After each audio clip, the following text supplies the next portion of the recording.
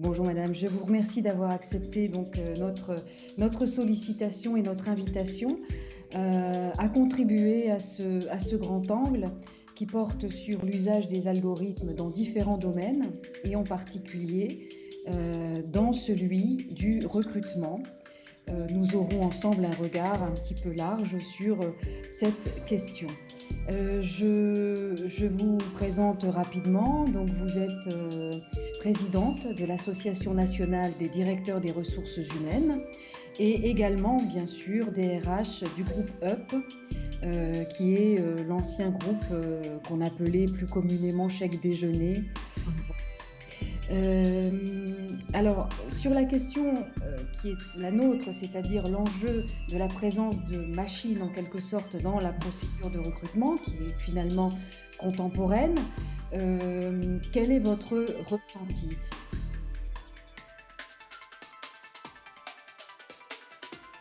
Alors, le sujet dans les ressources humaines, des algorithmes est arrivé, il y a plusieurs années.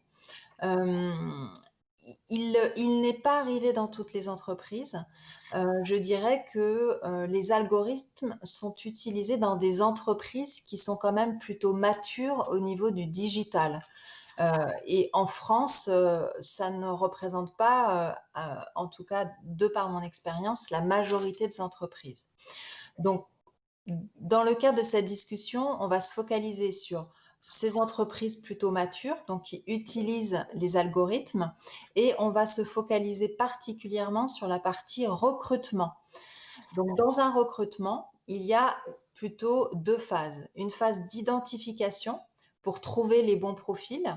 Donc ça prend, beaucoup de temps, et il y a une phase sélection, choisir les meilleurs profils, pour, pour lesquels, justement, il ne faut pas se tromper.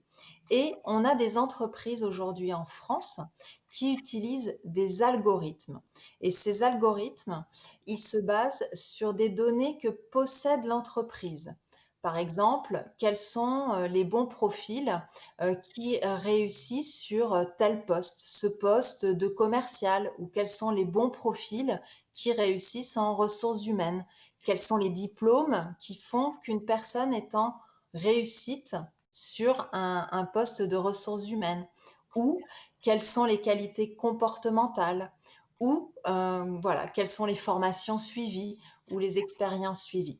Donc c'est là-dessus qu'on crée ces algorithmes, et c'est sur cette base-là que les critères sont établis et que l'algorithme va aider le professionnel RH à sélectionner les meilleurs candidats pour un poste.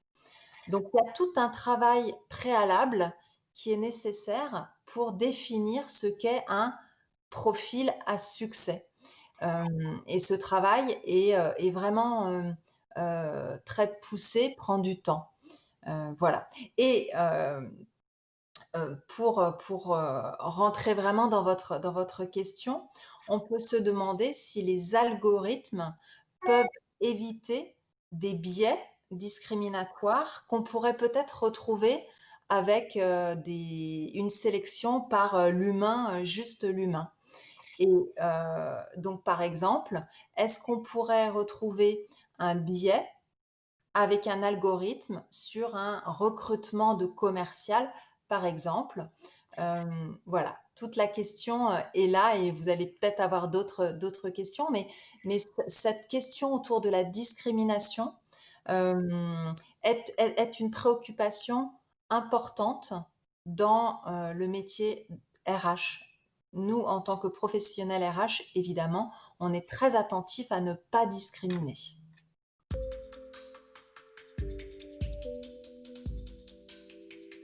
Le métier de RH, c'est, la fonction qui accompagne la vie du collaborateur, toute sa vie dans l'entreprise. À partir du moment où, il est en recherche de stage, où il rentre dans l'entreprise, donc il est accueilli, il est intégré. Ensuite, il va, exercer, où il va avoir besoin de développer ses compétences. Donc les équipes RH sont là pour l'accompagner. Donc sur toute sa vie dans l'entreprise, le RH est à ses côtés jusqu'à son départ de l'entreprise. Et la fonction RH a énormément évolué ces dernières années. S'est digitalisé et continue à se digitaliser. D'ailleurs, pendant ce qu'on est en train de vivre pendant les confinements et la crise du Covid, on a constaté que les entreprises avaient gagné 2 ans de maturité digitale. Euh, donc la fonction RH se transforme énormément et donc peut être amenée à avoir recours aux algorithmes. Donc, pour cela, ce qui est très important, c'est de se former sur les nouvelles technologies. On ne met pas des algorithmes en place sans avoir au préalable formé ses équipes RH. Donc, c'est très important de prendre ce temps-là de formation aux nouvelles technologies. Et puis après, il y a le paramètre. Tout à l'heure, je vous disais, si on a recours aux algorithmes, on doit se poser et, et rentrer les données pour qu'ensuite l'algorithme nous serve à gagner du temps.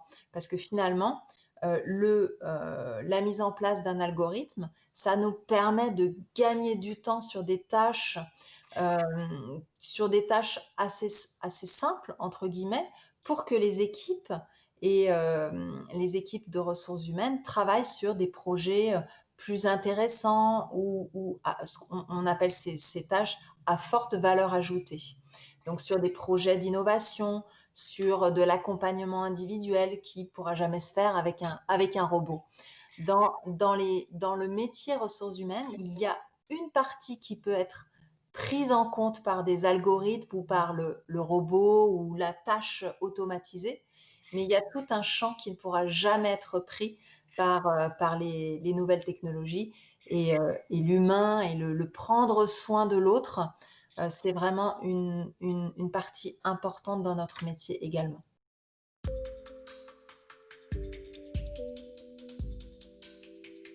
Dans les différentes entreprises que je peux côtoyer, on peut considérer qu'à l'heure actuelle, dans les outils de recrutement, euh, on peut, euh, on peut rencontrer une variété d'outils de recrutement.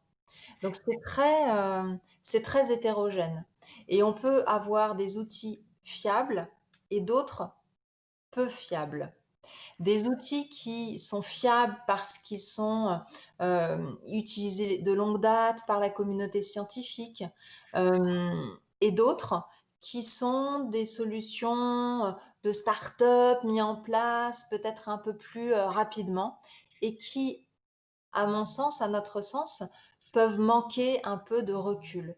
Donc il faut en effet faire attention et c'est pour cette raison que un algorithme, il peut, euh, il peut, alors que l'ambition c'est d'utiliser un algorithme pour éviter des discriminations, il peut en fait poursuivre les discriminations s'il est mal réglé ou s'il est travaillé au préalable avec une entreprise qui potentiellement discrimine et donc elle va potentiellement influencer l'algorithme en fait.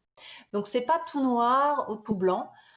Finalement, il me semble qu'on peut, même avec un algorithme, retrouver de la discrimination si au préalable toute la phase amont n'est pas bien faite. Je pourrais faire référence à il y a une association qui s'appelle À compétences égales qui justement s'est intéressée à ces sujets-là et qui a lancé une charte algorithme, intelligence artificielle et recrutement pour justement alerter les professionnels du secteur sur les risques de discrimination associés à ces pratiques. Donc, c'est peut-être intéressant pour vos élèves d'aller creuser cela, d'aller se renseigner un petit peu sur cela parce qu'on peut retrouver dans certaines situations de la discrimination même avec des algorithmes. Alors qu'à la base, ça a été quand même aussi créé pour gagner du temps et réduire ces discriminations. Donc, Donc je pense que c'est intéressant d'aller creuser, là-dessus et puis je terminerai par là, hein, je reviens sur l'humain, le et l'essence même du métier de ressources humaines, hein. Nous, notre métier, c'est justement de veiller à à ce souci de ne pas discriminer, bien évidemment. Je vous remercie madame, un grand merci pour cette, contribution et beh, je vous souhaite, une bonne continuation dans vos fonctions. Merci et bonne chance à vos élèves. À bientôt. Merci, merci pour eux. Au revoir.